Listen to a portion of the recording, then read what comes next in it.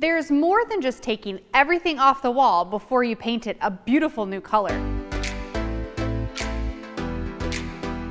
Step 1. Remove any of the wall hangings. The first thing you want to do is remove any mirrors, pictures, shelves, artwork that might be hanging in the room. Also make sure you remove the nails and screws, unless you plan on putting it back in the same location. Step 2. Remove outlet plates and switches. Remove outlet and switch plates by unscrewing them. Put a strip of painter's tape right over the outlet to prevent accidentally rolling paint on it. Here's a fun Annie tip. Tape the screws to the back of the plates so you don't lose them. Step 3. Patch any holes. Examine your walls and repair any little small holes you see. Use wall spackle. I like DAP's Dry Dex ready to use white spackling compound. This spackle is lightweight and has a dry time indicator, causing the product to change color when the optimum dry time is achieved. It goes on pink, it turns white. How great is that? Apply wall spackle with a putty knife and smooth it out. Let it dry and then use a light grit sanding sponge around that 220 grit and sand it smooth. If you need to spackle a corner or an uneven area, just put some spackle on your finger to fill any of those holes and divots. Painting over cracked paint is really a bad idea. It's important to remove any of the flakes from the surface, patch it, and then sand it smooth before you start painting. There could be rough spots on the walls, whether they have been previously painted or not, that need to be sanded before you're painting again. Take the palm of your hand and run it across the wall. Anywhere you see a spot that's just a little rough, sand it down. Use sandpaper or a sanding block to dull any of those uneven surfaces. Wipe away dust with a damp cloth and then let it dry thoroughly.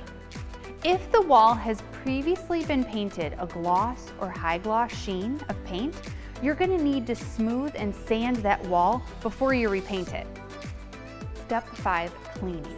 Vacuum dust off the baseboards and moldings and then wipe it down with a damp cloth. Not only will the paint adhere better to the surface of the wall, but you won't have those dust globs showing up on your roller or your paintbrush. For surfaces that have exposure to oil or grime, like kitchen walls, wash with a solution of water and a grease-cutting detergent. Follow up with clean water to wash the wall. Finish by wiping down the walls with a damp cloth. Step 6. Apply painter's tape. The next step in painting a room is to use painter's tape to mask off any moldings, windows, trims, doors. Always press painter's tape down flat to prevent any of that bleed through. Follow up with a damp cloth to lock in the tape to the wall. This will help reduce bleed through of paint onto your wall. And here's an Annie tip. Choose the right painter's tape for your job. I like using low stick painter's tape, like Ace's Clean Release painter's tape, to tape off the walls and the baseboards. But if you have more delicate areas like a freshly painted wall, wallpaper, or a finished hardwood floors, I recommend using frog tape for delicate surfaces. It works really well. Once your painter's tape is applied, spread out your canvas drop cloth onto the floor in the areas that you're going to paint first, and then move your drop cloth as you paint different areas of the room. Tuck the drop cloth as close as you can to the baseboard. Step 7. Primer.